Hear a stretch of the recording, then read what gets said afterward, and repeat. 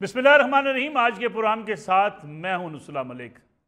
नाज़रीन, पाकिस्तान तहरीक इंसाफ के vice chairman Shah Mahmood Qureshi भी गिरफ्तार हो गए और गिरफ्तार इसलिए किए गए कि उन्होंने कौमी राज को पब्लिक कर दिया था।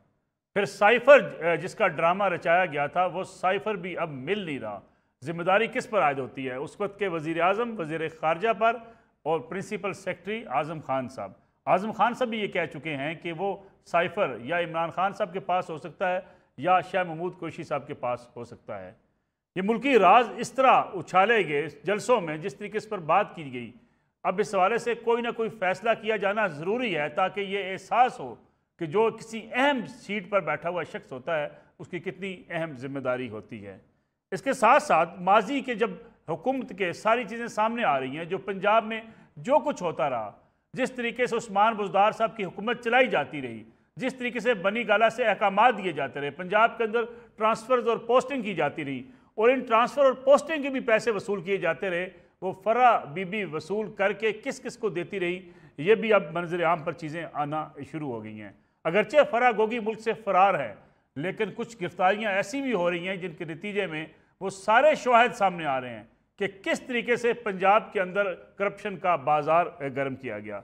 इसका भी जायज़ा लेंगे आज के इस प्रोग्राम के अंदर और साथ ही साथ देखेंगे कि पीटीआई जो इलेक्शन बर वक्त करवाने के लिए अदालत से रजू भी कर सकती है। इस किस्म की चीज़ें सामने आ रही हैं कि पीटीआई चाहती है कि 90 रोज़ के अंदर इंतखाबात हों और एक अमूमी तासर पैदा हो रहा है कि शायद 90 रोज़ में इंतखाबात इसलिए ना हो सकें कि जो इलेक्शन कमीशन ऑफ पाकिस्तान ने शेड्यूल दिया है नई हल्का बंदियों का और नई मरदमशुमारी के बाद हल्का बंदियों का, उसके बाद इंतखाबात फरवरी के आखिर में होते हुए ही दिखाई देते हैं।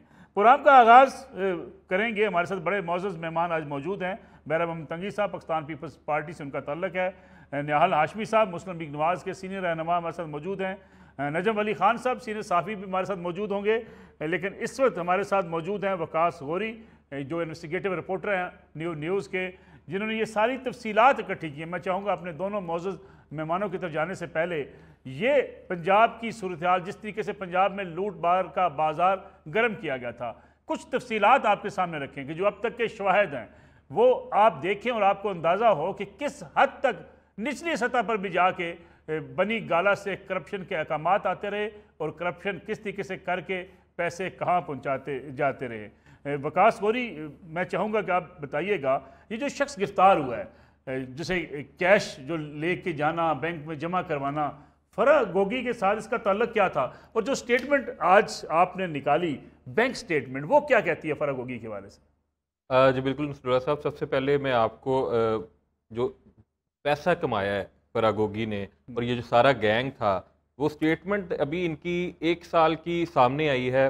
2019 से 2020 के दौरान जो फ़रा गोगी ने जो पैसा अपने अकाउंट्स में जमा करवाया, तो 1 साल के दौरान हर तीसरे चौथे दिन 50 लाख, 60 लाख, 1 करोड़, 1.5 करोड़, 2 करोड़, हत्ता कि एक दिन में 3-3 करोड़ रुपए भी जो है जमा करवाए गए हैं फ़रा गोगी के अकाउंट में। अच्छा। ये एंटी करप्शन जो तकर्रुर तबादलों के मामले में तहकीकात कर रहा है फ़रा गोगी के खिलाफ, जिसमें साबिक वज़ीर आला उस्मान बुज़दार भी शरीक जुर्म हैं और बुशरा बीबी के जो साहबजादे हैं इब्राहिम मनेका, वो जो फायरिंग भी करते हैं कभी और कभी अपनी वालदा की पारसाई के दावे भी किया करते थे, उनके बारे में भी एंटी करप्शन का ये दावा है कि वो डीएचए में फ़रा गोगी की रिहाइशगाह पर आते थे और पैसों से भरा बैग लेकर जाते थे। तो आज ये जो कैश वाय मंसूर है, इसके अलावा बुशरा बीबी साहब का साहबजादा भी कैश का बैग इब्राहिम वो भी लेके जाता था। जो ये जब तकर्रुर या तबादला होता था, हर बंदा अपना हिस्सा वसूल करता था। जो मेन हिस्सा इसमें फ़रा गोगी का था, जो अपने कैश बॉयज़ के ज़रिए अकाउंट में अब पैसे जमा करवाती थी। अमनेस्टी स्कीम से जो फ़रा गोगी ने फ़ायदा उठाया, वो भी ज़राए कह रहे हैं कि इन्हीं पैसे इकट्ठे करके तो उसी अकाउंट में भी जमा करवाए जाते थे। मंसूर की स्टेटमेंट क्या कहती है कि फ़रा बीबी जब उन्हें पैसे देती थी ये उनका हिस्सा होता था, बाकी इसे देने के बाद? मंसूर से पहले मैं आपको सिर्फ एक जो मजमूई रकम जमा करवाई गई, 1 साल के दौरान एक अकाउंट में 52 करोड़ से ज़ायद जो है वो जमा करवाए गए कैश बॉयज़ की जानिब से। अभी ये 1 साल का एक अकाउंट है, अगर सारे अकाउंट की तफसीलात सामने आ गई तो ये मामला अरबों में जाएगा। आपको अंदाज़ा होगा कि पंजाब में क्या लूट मार मचाई है ये गोगी एंड कंपनी ने, और इसमें सारे जो हिस्सा लेते रहे हैं सारे आहिस्ता आहिस्ता बेनकाब हो रहे हैं। मंसूर जो है वो कैश बॉय था फराग गोगी का। कैश बॉय की तस्वीर भी चला दें मैं चाहूँगा स्क्रीन के ऊपर, ताकि पता चले पाकिस्तान तहरीक इंसाफ के रहनुमाओं को कि ये मौसूफ कैश किस तरीके से वसूल करते थे, और फिर जो पंजाब की लूट मार थी वो एक तो अकाउंट में जमा करवाई जाती थी फराग गोगी के अकाउंट में, बाकी जो हिस्से होते थे वो जिस तरह बैग्स में डाल के दिए जाते थे। ये सारे सबूत एंटी करप्शन ने हासिल कर लिए। बिल्कुल सारे सबूत एंटी करप्शन ने ये हासिल कर लिए, उनके पास सारा रिकॉर्ड आ गया। और ये जो मंसूर की तस्वीर है ये भी एक्सक्लूसिवली हम अपने नाज़रीन को दिखा रहे हैं। ये कैश बॉय जो है ये तकरीबन 1.5 माह से एंटी करप्शन के आप उसकी कस्टडी में था, लेकिन इसको उसका जो है ऑफिशियली तौर पे जो है इसको नहीं उन्होंने गिरफ्तार किया, ना अभी किया ना पहले किया। ये फराग गोगी की निजी हाउसिंग सोसाइटी जो है उसमें उसके अकाउंट्स देखता था। फिर तहरीक इंसाफ की हुकूमत आई तो इसको इस काम पे लगा दिया। तो उन्होंने फराग गोगी ने इसको इस काम पे लगाया कि ये 13 साल से मुलाजिम था, मतलब 13 साल से ये फराग गोगी के अकाउंट्स के मामला देख रहा था। ठीक तो है, उसके वकास में आता हूँ आपकी तरफ वापस। मैं चाहूँगा कि निहाल हाशमी साहब और पैरा मुंतंगी साहब से भी ये पूछ लें कि ये दोनों जो है अपोजिशन के रहनुमा हुआ करते थे, अब हुकूमत में आए, 16 माह हुकूमत में की। निहाल हाशमी साहब, ये शवाहिद जो सामने आ रहे हैं इसकी बुनियाद पर ये बड़े बड़े मगरमच्छ पकड़े क्यों नहीं जा रहे? बिस्मिल्लाहिर्रहमानिर्रहीम।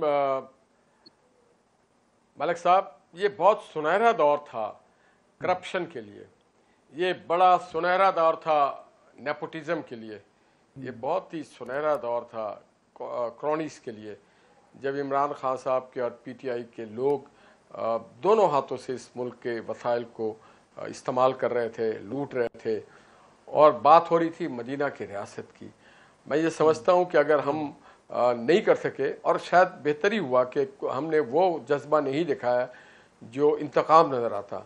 मैं समझता हूँ निगरान हुकूमत का ये फ़र्ज़ बनेगा कि वो ये जो गोल्डन हैंड से जो लोग लूट रहे थे इस मुल्क के वसाइल को, उनकी गिरफ्त करें, ताकि ये ना हो। और हम यकीन रखते हैं, हम सियासी इंतकाम पे कभी यकीन नहीं रखते हैं, हम अपने मद्दे मुकाबिलों को हम दुश्मन नहीं कहते। जो हमारे सियासी मुखालफिन हैं उनके साथ हम सियासी मैदान में मुकाबला करते हैं, अपने काम के बुनियाद पे, अपने किरदार के बुनियाद पे, अपने मंशूर के बुनियाद पे, अपने नारे के बुनियाद पे।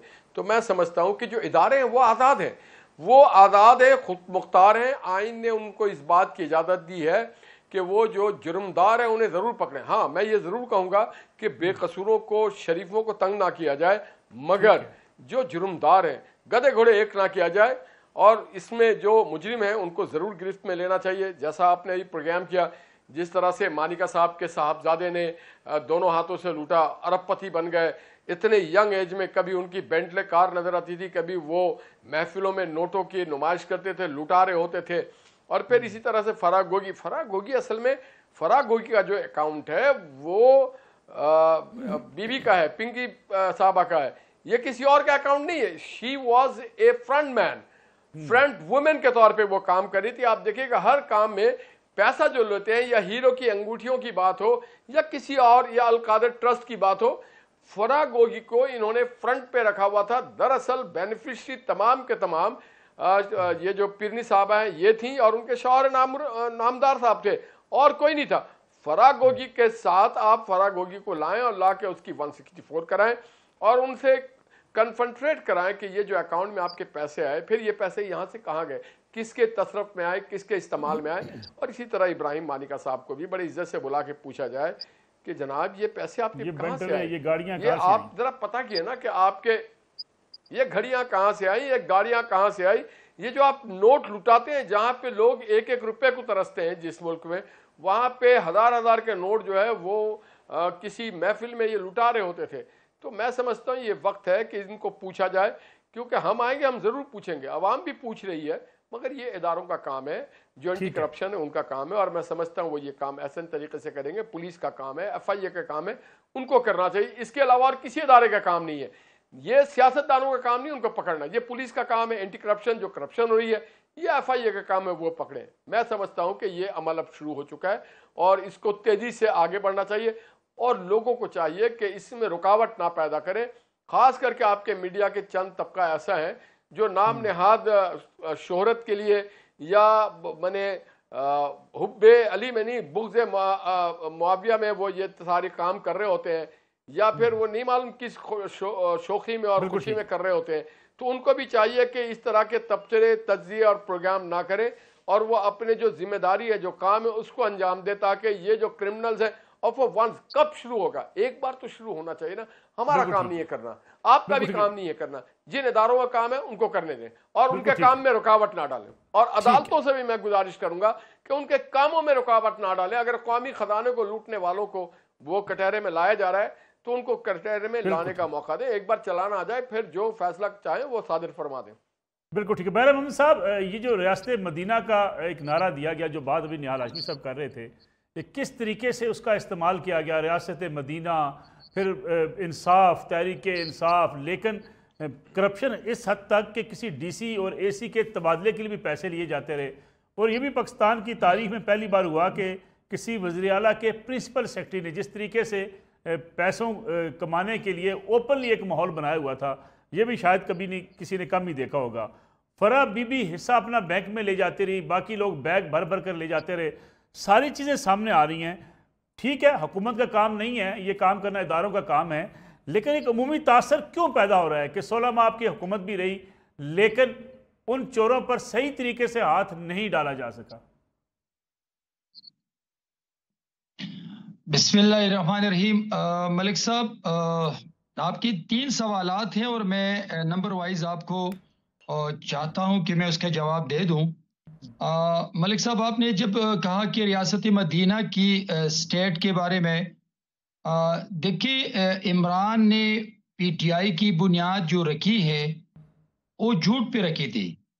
जब इमरान पीटीआई बना रहे थे तो इमरान ने कहा था कि मैं इसमें साबिका टिकट होल्डर्स, साबिका एमपीएस, साबिका एमएनएस, साबिका मिनिस्टर, सेनेटर्स नहीं लूंगा।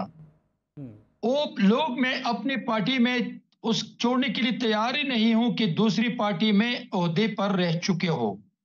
तो आपने देखा कि 2018 के इलेक्शन से पहले या 2012 में मीनार पाकिस्तान के बाद जिन लोगों की कतारें लग गई और फिर जहांगीर तरीन ने अपने जाजे भर भर के उस जुमात में शामिल करा दी, तो वो कौन थे? तो ये तो पीटीआई की बुनियाद जब झूठ पे रखी है तो इट मीन्स के वो जो लीडर है उस पार्टी का या इस पार्टी का जो बुनियाद है वो झूठ पे रखी गई। फिर जब 2018 में हुकूमत बनी तो मलिक साहब उसने कहा कि मैं रियासत मदीना बनाऊंगा।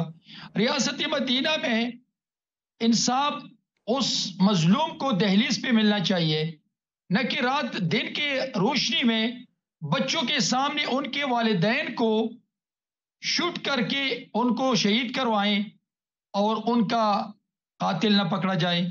और फिर आटा माफिया, गंदम माफिया, चीनी माफिया, दवाई mafia, mask mafia, LNG mafia का सरगना जो है वो सिटिंग प्राइम मिनिस्टर हो। और दूसरी तरफ उसकी जो बीवी है, बार बार हम सुनते आ रहे कि ये हाउसवाइफ है, वो हाउसवाइफ नहीं थी, वो पंजाब की चीफ मिनिस्टर और गो की उसकी प्रिंसिपल सेक्रेटरी थी। तो पाकिस्तान को दोनों हाथों से मॉरली, फाइनेंशियली और प्रोफेशनली लूट रहे थे। अगर आप उनकी हुकूमत में पॉलिटिक्स को, पार्लियामान के किरदार को देख लें, अगर आप फाइनेंशियली करप्शन को देख लें, अगर आप पाकिस्तान को पूरी दुनिया में कमजोर होना देख लें, तो ये सब चीजें आपके सामने आ सकती हैं। अभी मैं आता हूं आपकी जो 16 महीनों में इन मगरमच्छों पे हाथ क्यों नहीं डाला गया। मैं 100% आपसे मुत्तफिक हूं मलिक साहब। ठीक है, इदारों का काम है कि इदारे अपना रोल प्ले करें और करप्ट लोगों को गिरफ्तार करके उनके फिर अदालतों में ले जाएं और ऐसे सबूत के साथ ले जाएं कि फिर अदालत उनको करार वाकई सजा दे। बिल्कुल ठीक। लेकिन हुकूमत की क्या जिम्मेदारी है? अगर हुकूमत की ये जिम्मेदारी तो नहीं है कि मुकदमा चलाए, ये अदालत का काम है। लेकिन हुकूमत और इदारों की जिम्मेदारी बनती है कि वो अदालत को ऐसे शवाहिद दे, ऐसे सबूत दे कि अदालत उनको सजा दे। जब आपके प्रोसिक्यूशन कमजोर हो, जब आपका आपका आपका आपका दलील ना हो, आपका सबूत ना हो, तो फिर मैं ये चार्जेस अदालत पे क्यों लगा दूं कि चार्ज अदालत ने उनको सजा नहीं दी। मेरी बिल्कुल एक ठीक। प्रोफेशनल रिस्पॉन्सिबिलिटी बनती है कि मैं अदालत को प्रोवाइड करूं तमाम वो चीजें जिस पे उसने करप्शन की है। तो अभी तक उसमें हम नाकाम हो चुके हैं और ठीक। इमरान और उसकी पूरी टीम जो माफिया है अभी तक वो गिरफ्तारी से बच गए हैं।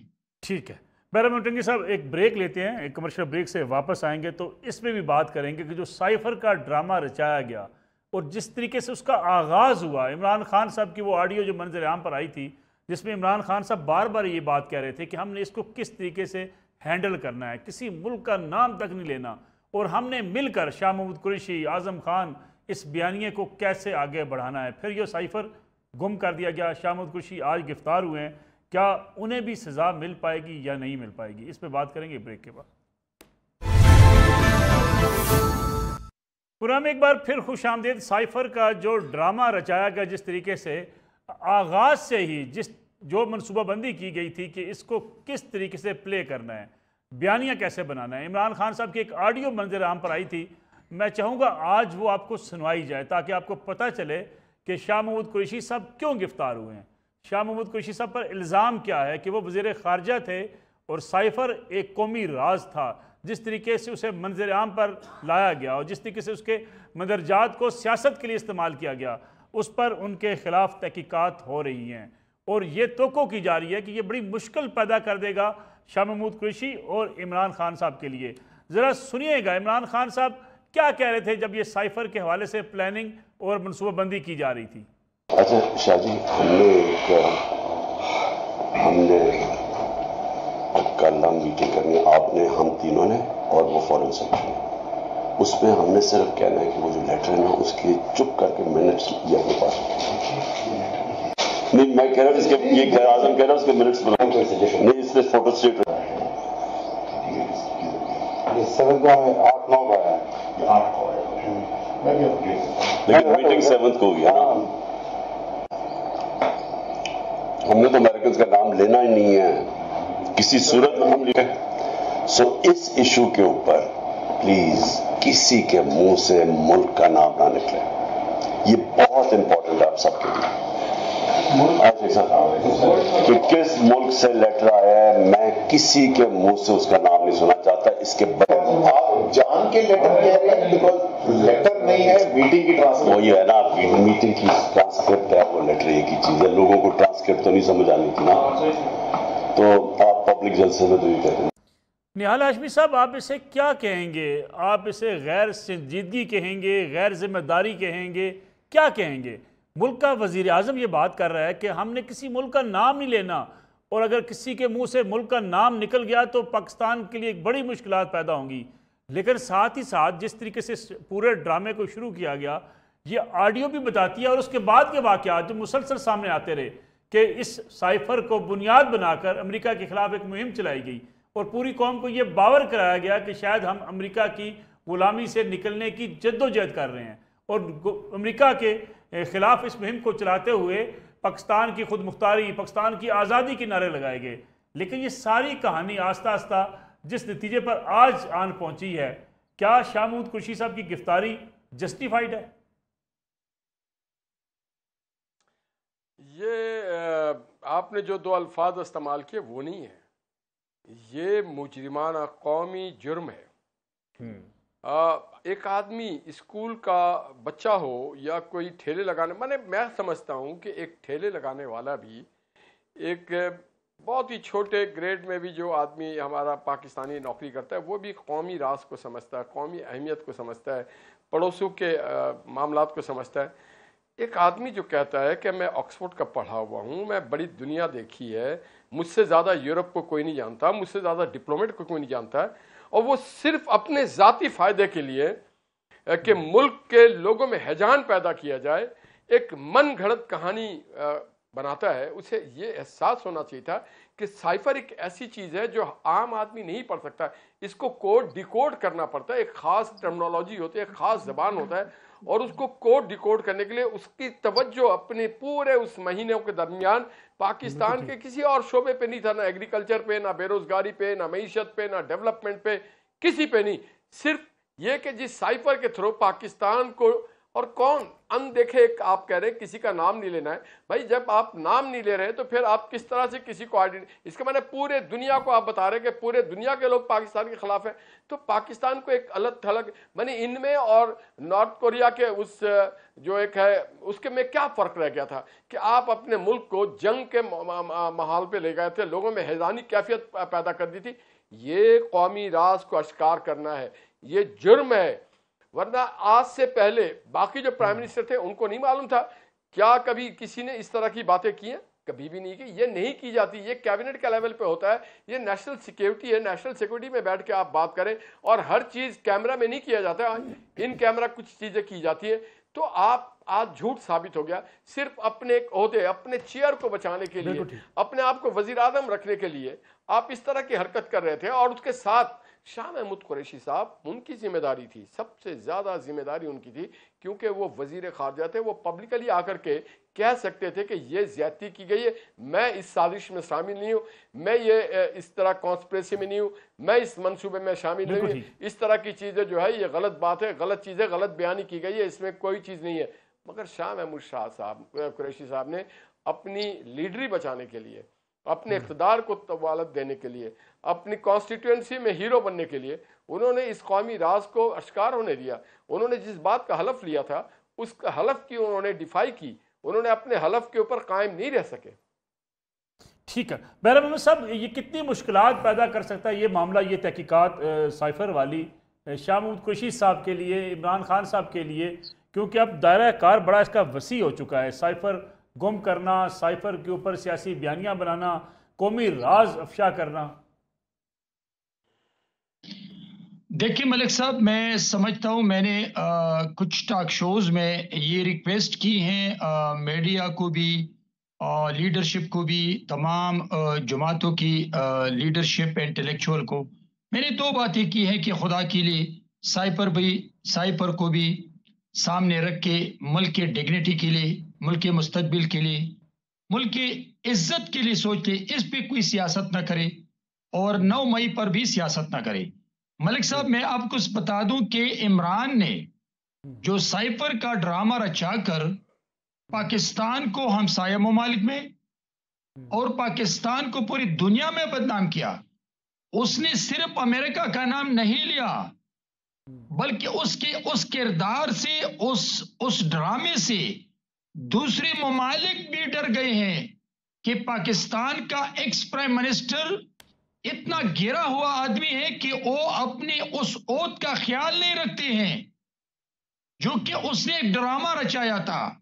और फिर उस ड्रामे के पीछे फिर आसिफ जरदारी साहब का नाम भी आ गया, फिर एस्टेब्लिशमेंट का नाम भी आ गया, और फिर मोहसिन नकवी साहब का नाम भी आ गया, और फिर आपने सुना और पूरी दुनिया ने सुना कि बाजवा का नाम भी आ गया। तो ये मुझे बताएं कि जब एक्स प्राइम मिनिस्टर ओथ ले रहा था, उसने अपने ओथ की पासदारी की है। जैसे मेरे भाई ने कहा, ये जुर्म है, इसने जुर्म किया है, और इस जुर्म में शाह महमूद कुरैशी बराबर की शरीक है।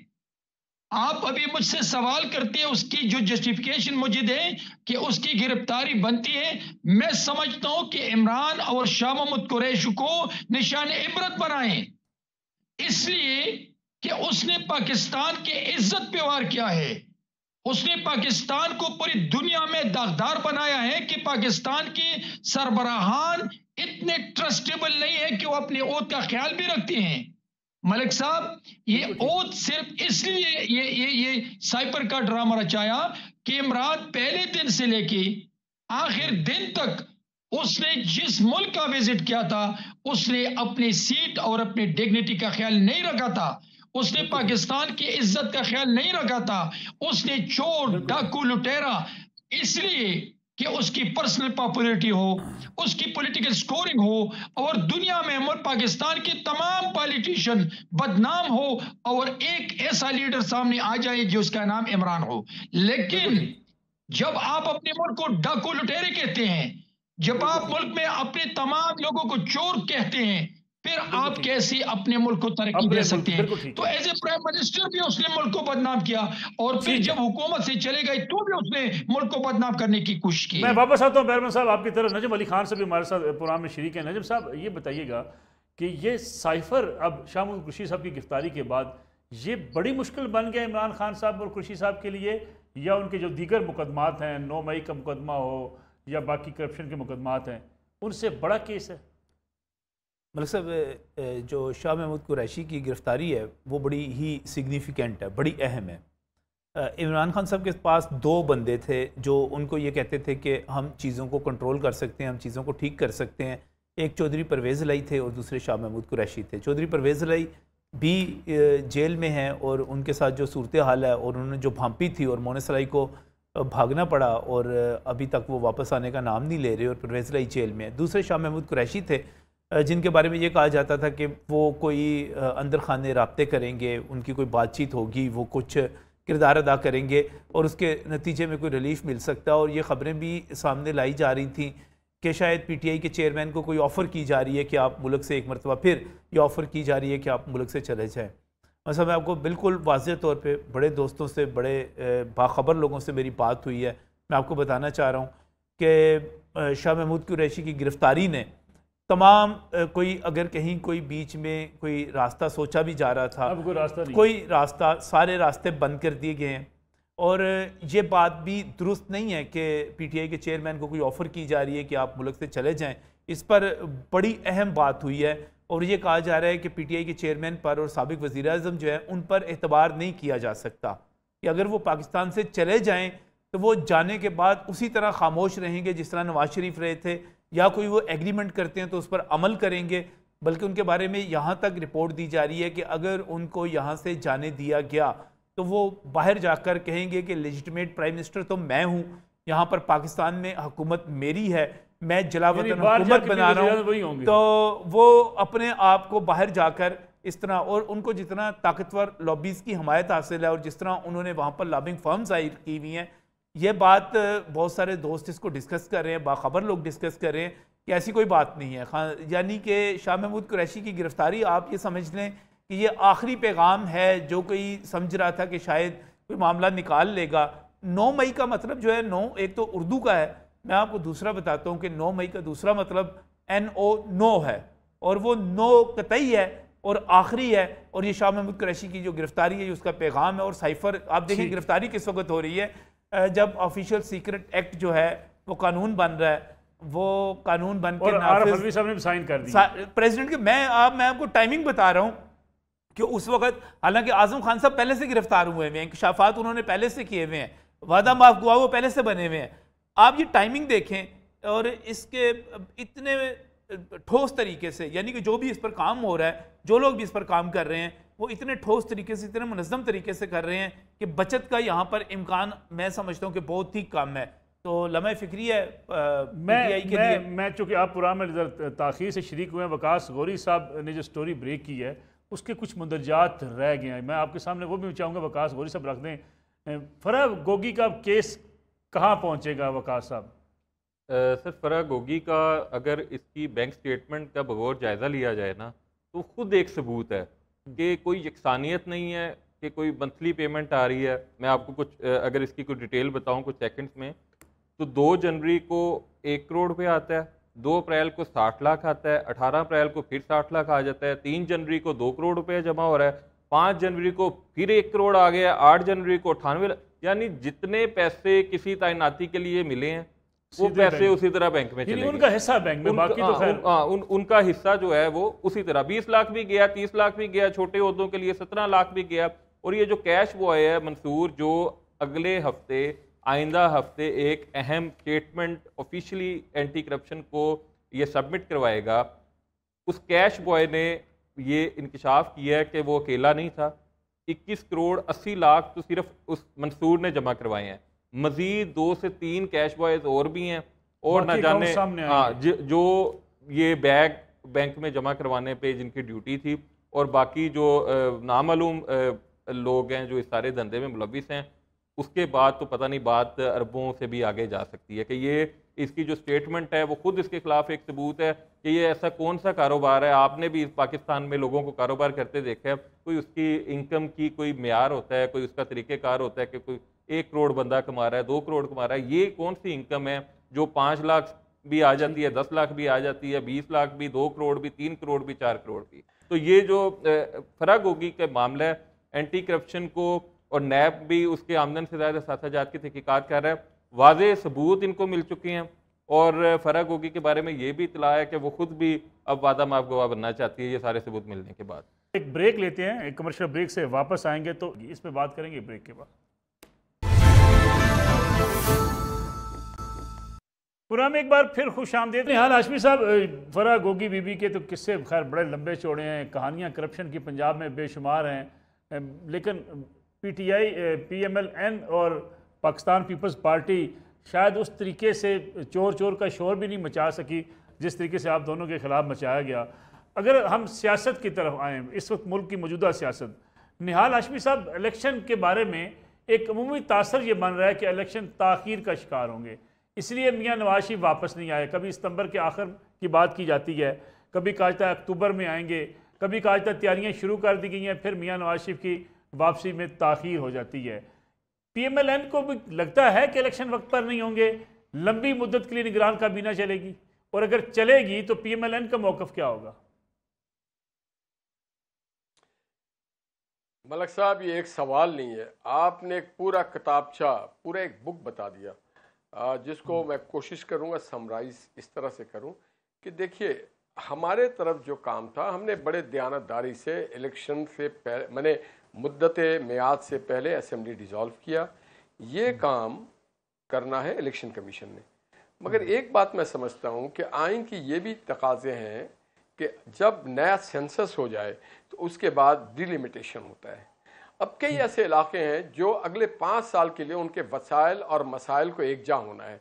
मसलन मैं कराची में रहता हूँ, अगर कराची की आबादी को 1.5 करोड़ दिखाएं जहाँ पे 3 करोड़ की आबादी है, तो यहाँ के लोगों के साथ बड़ी नाइंसाफी होती है। वहाँ के लोग फिर कहते हैं कि जनाब सारे वसाइल हम फ्राहम करते हैं और हमारे पास तो बहुत कम आता है, जो हम आमदन भेजते हैं मरकज़ को या सूबे को। इसी तरह से बलूचिस्तान है और कई और इलाके हैं, हमारे फाटा का इलाका है और दीगर, जहाँ की आबादी के तनासुब से उनको वसाइल दिया जाना चाहिए। तो ये भी एक है कि जब डिलिमिटेशन होगा तो यकीनन उनके जो नुमाइंदगी वो पार्लियामेंट में ज़्यादा होगी। इसी तरह वाटर अकाउंट का भी मसला है और बहुत सारी चीज़ें।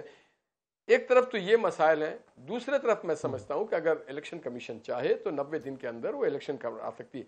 मगर माजी की नज़ीर इस बात की है, जब मोहतरमा बेनज़ीर साहबा का इंसिडेंट हुआ था तो उस वक्त भी एक ख़ास हंगामी सूरत हाल को मद्देनज़र रखते हुए इलेक्शन कमीशन ने इलेक्शन को मुलतवी कर दिया था अगले 1.5-2 महीने के लिए। इसी तरह जो पंजाब की हुकूमत जो मौजूदा है, इसका इलेक्शन ना हो सका नागुदीर वजूहात के बिना पे कि इलेक्शन कमीशन और जो सुप्रीम कोर्ट है वो आमने सामने आ गए, और ये कई वजूहात थी। मैं ये समझता हूँ कि अगर जो भी कुछ हो आइन के दायरे में हो, अगर दूसरे तरफ आइन ये कहता है कि जनाब आप इस तरीके से करें, तो फिर उसके लिए एक तरीकाकार ये है कि आप रेफरेंस लेकर के जाएं। मगर मैं समझता हूं कि मार्च के 2nd वीक से आगे नहीं जा सकता, क्योंकि जो सेनेट का इलेक्शन है वो मार्च के 2nd वीक में होना है। तो उसके जो इलेक्टोरल कॉलेज है वो सूबाई असेंबली है। तो मैं समझता हूं कि इलेक्शन को उससे आगे नहीं जाना चाहिए, क्योंकि पाकिस्तान में फिर बहुत सारे आइनी बहरान हो जाएंगे। नवाज शरीफ साहब ने इलेक्शन नहीं कराना, मगर वो इलेक्शन कैंपेन में ज़रूर होंगे और वो वक्त पे, मुनासिब वक्त पे फैसला करेंगे कि उनको कब आना है। उनके ऊपर कोई इस तरह के इल्ज़ाम, इमरान खान जैसा कोई इल्ज़ाम नहीं है। वो तो वो शख्स है जिसने बैरून मुल्क, हालांकि मियाँ नवाज शरीफ और मोहतरमा, मैं खास करके नवाज शरीफ साहब का बताऊंगा कि उनके पास बहुत सारे आज भी कौमी राज है। वो पाकिस्तान के मिसाइल प्रोग्राम हो, JF थंडर 17 हो, या न्यूक्लियर प्रोग्राम का मामला हो, या कोई और अपने CPEC, खास करके देखें ना, जब इमरान खान आए तो उनके वजीर असद उमर से लेकर के इमरान खान खुद चाइना के खिलाफ बातें करते रहे। नवाज शरीफ ने कभी किसी मुल्क के खिलाफ बातें नहीं की है।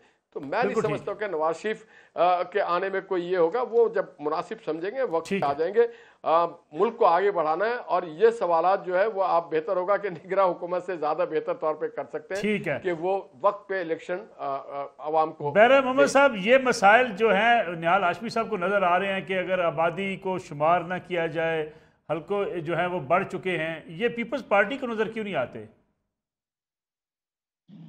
देखिए मलिक साहब, जो मेरे साथी हैं वो मुस्लिम लीग नून को की नुमाइंदगी करती है और उनकी पार्टी का अपना एक प्रोग्राम है, लेकिन मैं पाकिस्तान पीपल्स पार्टी के चूंकि सेनेटर हूँ और मैं अपनी पार्टी के मौके को सामने रखूंगा। देखिए, एक चीज़ है कि आईन ने आपको असम्बली आपने मुद्दत होने से 2 दिन पहले डिसॉल्व किया तो आईन ने आपको 90 डेज दी।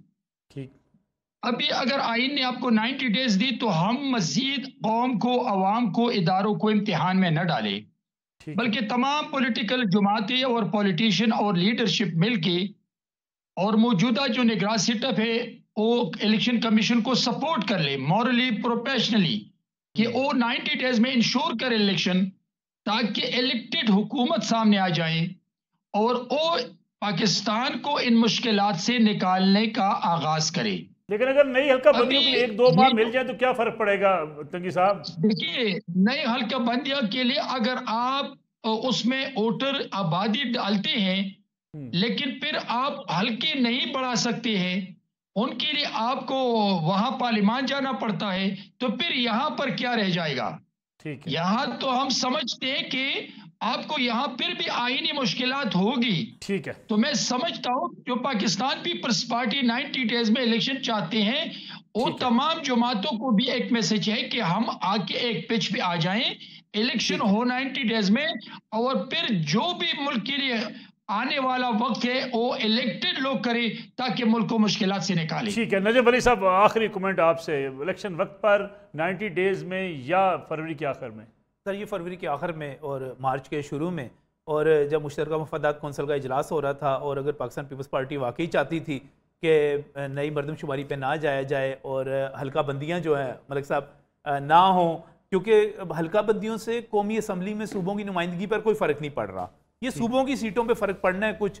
अगर ना करना चाहते तो आप उस वक्त पाकिस्तान पीपल्स पार्टी इसकी मुखालफत कर देती, और मुश्तरका तौर पे जिस तरह किया गया था नहीं किया गया, ये तो सोचा समझा फैसला था उस वक्त के इंतखाबात जो हैं वो आगे लेकर जाने हैं, और वो 3 से 4 माह, जो 4 माह हैं वही हैं एक्स्ट्रा वाले। नजम अली साहब, आपका बहुत शुक्रिया। वकास गौरी साहब, बैरम तंगी साहब और निहाल हाशमी साहब हमारे साथ मौजूद थे। नाज़रीन, आज का प्रोग्राम था, इंशाल्लाह कल आपकी खिदमत में दोबारा हाजिर होंगे। इजाज़त दीजिए, अल्लाह हाफिज़।